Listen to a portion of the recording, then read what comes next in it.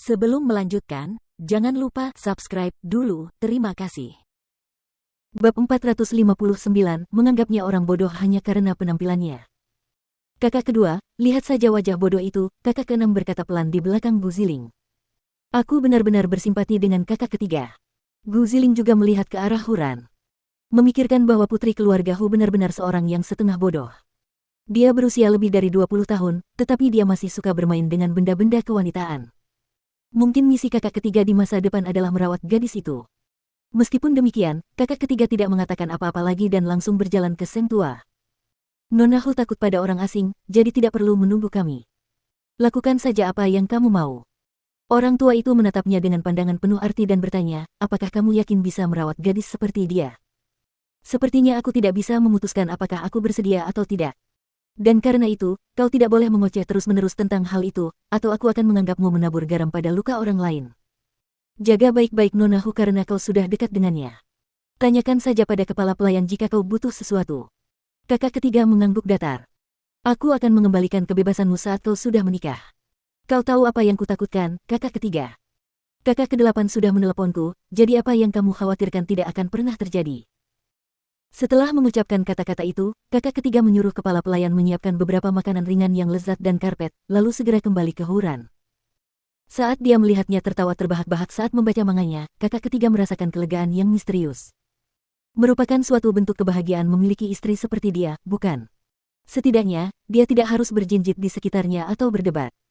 Sekalipun merawatnya bisa jadi merepotkan, setidaknya dia tidak akan kelelahan secara rohani.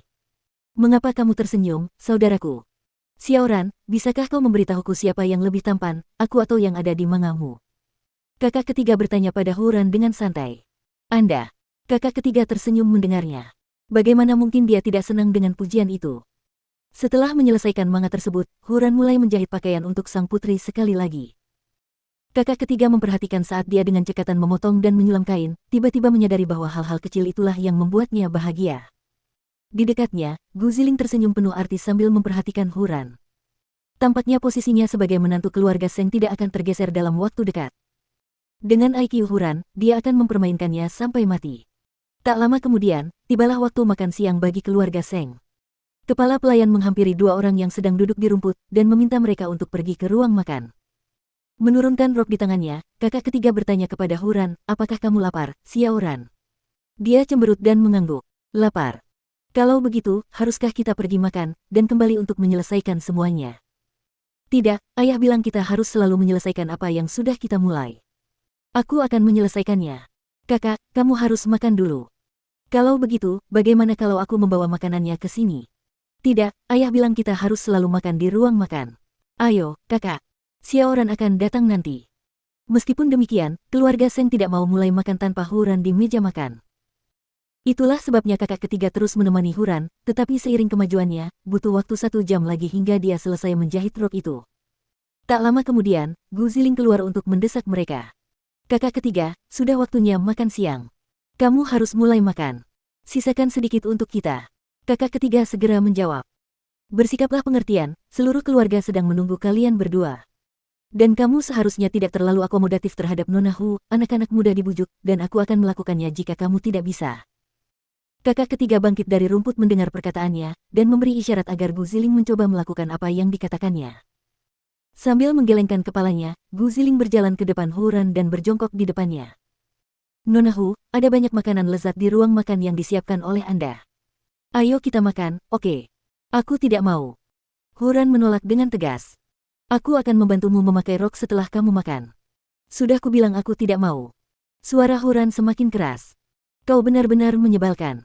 Pergi sana, aku tidak mau melihatmu. Saat itulah dia tiba-tiba berbalik, dengan jarum di tangan, membuat Gu Ziling terkejut, yang langsung berdiri dan mendorong Huran ke tanah. Dia benar-benar tersentuh hatinya. Kakak ketiga segera membantu Huran berdiri mendengar perkataan Gu Ziling, dan bahkan memperingatkan Gu Ziling, tolong perhatikan ucapanmu, kakak kedua. Tidak ada orang lain di sekitar sini, kakak ketiga, jadi kamu tidak perlu berpura-pura. Gadis ini salah kaprah, jadi jujur saja, apakah kamu berpikir untuk menolak pernikahan ini? Aku baru saja akan mengatakan bahwa Xiaoran tidak bermaksud jahat dan tidak ingin menusukkan jarum itu padamu. Kau tidak perlu bersikap keras padanya. Kakak ketiga, apakah kamu benar-benar bersedia? Kakak ketiga tidak menanggapi, namun Huran tiba-tiba menangis, dan tangisannya langsung mengejutkan keluarga Seng, terutama Seng tua. Ketika Gu Ziling melihat itu, dia segera berkata pada kakak ketiga, jangan bicara omong kosong pada kakek. Apa ini? Seng tua segera bertanya kepada kakak ketiga ketika dia tiba. Apakah kamu menggertak Nona Hu? Tidak, bukan saudaraku. Wanita itu yang mendorongku. Seru Huran dengan keras kepada lelaki tua itu, sambil menunjuk ke arah Gu Ziling. Bukan itu maksudku, kakek.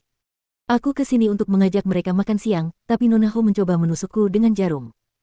Itu hanya refleks alami dan aku tidak bermaksud jahat. Aku tidak bermaksud begitu. Aku harap kamu bisa menjaga ucapanmu mulai sekarang, dan tidak melakukan apapun yang dapat merusak reputasimu. Setelah mengucapkan kata-kata itu, kakak ketiga membantu Huran berdiri dan berkata dengan lembut, ikutlah denganku. Ayo kita cuci mukamu, oke. Kamu akan terlihat seperti badut jika terus menangis. Baiklah. Huran mengangguk. Setelah mereka pergi, lelaki tua itu berkata pada Gu Ziling, kamu seharusnya tidak bersikap begitu kentara meskipun Nona Hu kurang cerdas. Tidakkah keluarga kita akan malu dengan tindakanmu jika dia lari pulang dan memberitahu orang tuanya? Itu kecelakaan, kakek. Aku akan lebih berhati-hati mulai sekarang. Dan mengapa aku harus repot-repot dengan seorang idiot, mengapa aku harus bersaing dengannya? Gu Ziling harus dengan paksa menarik kembali kata idiot. Lelaki tua itu menoleh dan melotot ke arahnya sambil mengingatkan, ketika Nona Hu menikah dengan keluarga kita, kamu harus berperan sebagai kakak kedua dan menjadi contoh yang baik. Saya mengerti, kakek. Meskipun itulah yang dikatakannya, yang dimaksud Gu Ziling adalah aku, yang mengurus seorang terbelakang mental.